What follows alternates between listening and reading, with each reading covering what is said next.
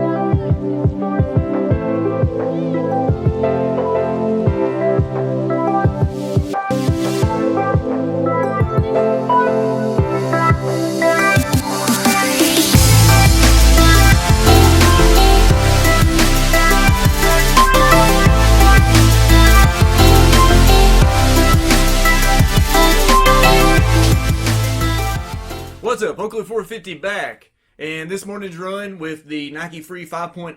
Austin didn't show up this morning to go on my run with me, so I was able to push the pace a little bit harder on that run. I did the first 6 miles of that run in around a 7-minute a mile pace, and then on the last 3 miles of that run, I bumped it down to around an 8:30 and a 9 when I was taking an easier run when I was with Robert and Josh. So it eased up a little bit on the pace on that, and I was able to push a little harder on this morning's run since Austin wasn't there with me.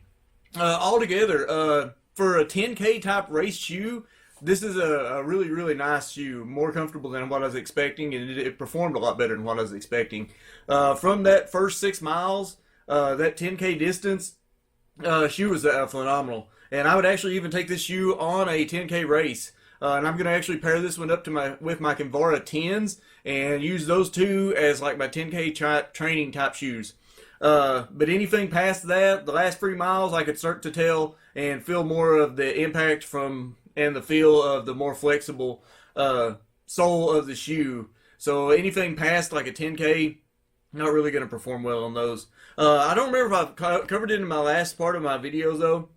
The upper of the shoe. This time I wore a thicker sock from Features and paired it up with this upper, and the shoe felt amazing. Any of the problems that I had before with able to feel like this right here in your arch of your foot, being able to feel that rubbing, or any kind of the separation from the toe to the upper part of the material, wasn't able to feel that at all with the thicker socks from Features. So the upper feels amazing. Really what good way to compare this upper of this shoes is if you've ever wore any kind of water shoes or something like that that you would wear to a lake, that is about what this upper feels like. Whenever I've walked around in this shoe without any kind of socks or anything like that, this is what it feels like. It feels like water shoes that you would wear to the lake or the beach or something like that. I still haven't done a run with these shoes without socks because I wanted to see how it performed on those longer runs first. Hopefully I'm going to be able to do that run without socks on with these shoes before I do my 100-mile review on this shoe so far. But altogether, the upper was really comfortable on that 9-mile run. As far as the outsole wear so far, it's actually showing a little bit of wear, and even the outsole is still grabbing up the rocks and sticks and everything like that. Wasn't really that big of a problem on that 6-mile run. I could feel some of the rocks that it had picked up and all on the outsole, but it's something you're just going to have to deal with this model of shoe. So that's my long run thoughts on this shoe. Really, really, really impressed with it. And I'm actually, like I said, I was going to pair this one up with my Kinvara 10s. And that's where this shoe is probably going to set. Is probably going to be for my 5K, 10K type, more faster race pace distances. but about 10K is about as far as I would be willing to take this shoe. Anything longer than that, the impact's going to get rough on you.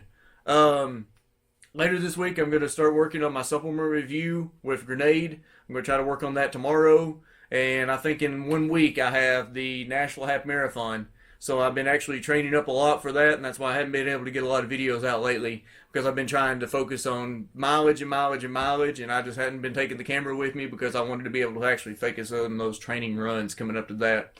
And also, if you're in the Middle Tennessee area, check out Red Silo Runners. They've actually got a Facebook page now. We've been adding a lot of members to that group. And I think our first run, we did this last week. I didn't take a camera with me since it's our first run, and I wanted to meet a lot of the people. And I think we had, I'm thinking 10 to 12 people on that run, and it was a mixture of some faster people, some middle of the pack, and even some walkers that went with us. So it's just a wide range of runners that you can go over there. And if there's something that you're needing somebody to run with to reach that certain distance, it's going to be great for that. Or if you're looking for somebody to push you a little bit harder to reach that next level, it's a great group to get with. And also, if you're in the Middle Tennessee area, specifically close to the Cookeville area, check out Red Silo Runners, and we'd love to have you out on a group run. Any of our Thursday runs, and I think they're going to start doing some Saturday runs too. But overall, that's my long run thoughts on the Nike Free 5.0.